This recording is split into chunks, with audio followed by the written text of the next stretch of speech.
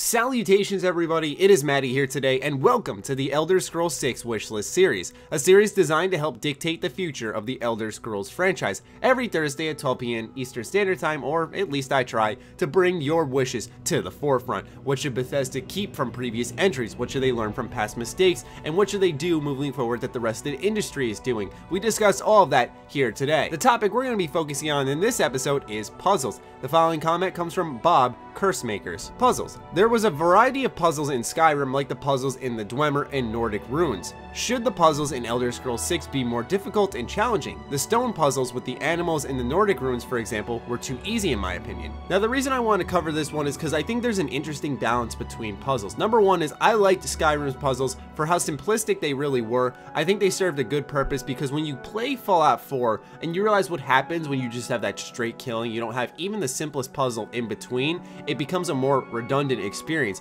Whereas Skyrim, it took a second, and yeah, sure, I had to think for all of like 30 seconds to really understand most puzzles, but still, it was enough to engage me and bring me deeper into that dungeon without the combat. I personally think, yeah, a little bit more difficult than Skyrim, but I think we also want to remember that a lot of times in Bethesda Game Studios games, we're there for the exploration. We want to dive as deep as we possibly can into these areas, and Bethesda doesn't want to stunt that progress if, for example, I know they were incredibly simple, but you might not be able to solve one of the puzzles. So if you make them too hard, that ruins one of the best things about a Bethesda Game Studios games, which is that freedom of exploration. That is more than likely why Bethesda played it safe and decided, okay, we're just going to go ahead and take Skyrim's puzzles, make them really simplistic, but enough where you have to think, you have to pay attention to the environment around you. Fallout 4's dungeons a lot of times might boil down to finding a piece of paper somewhere where it had a password on it, going to a terminal, punching that in, and then a door opens that you originally could not access. And that's fine, both games serve their own purpose. I don't expect Breath of the Wild level puzzles in a Bethesda Game Studios game,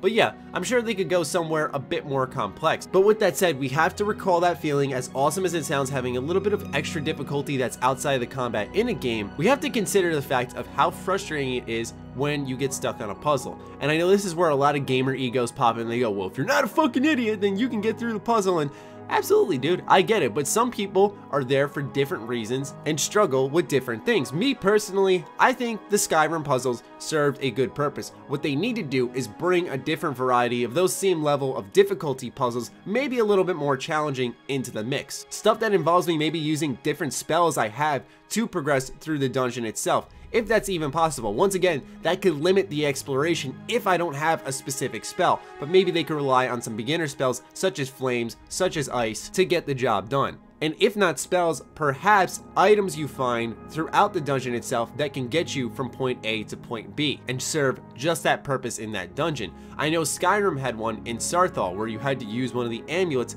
to get through a wall. Simplistic in nature, sure, but it was a lot different from other dungeons in Skyrim that we encountered. As the comment suggested, often these dungeons involved us matching up something with a snake, something with an eagle, and so on, and then you were done with the puzzle. But tie in unique items to the dungeons, maybe some spells, and I think you have a formula for success. And I think if Bethesda sat down with one of the older Resident Evil games maybe, or a title such as The Witness, you might realize just how easy it is to make puzzles that are somewhat simplistic in nature, but are still fully engaging the player and make them feel smart when they figure things out. That's just my 2 cents on it. I like the puzzles in Skyrim. I thought they were simplistic enough to get the job done. I would like something personally a little more complex, more puzzle variety, and I think Bethesda would have a good recipe for success in their dungeons. With that said though, I think a lot of dungeons shouldn't have puzzles as well, because that becomes a tedious game mechanic then, where some dungeons will feel unique because they have this specific puzzle. But when you start seeing, like in Skyrim, as the game has aged,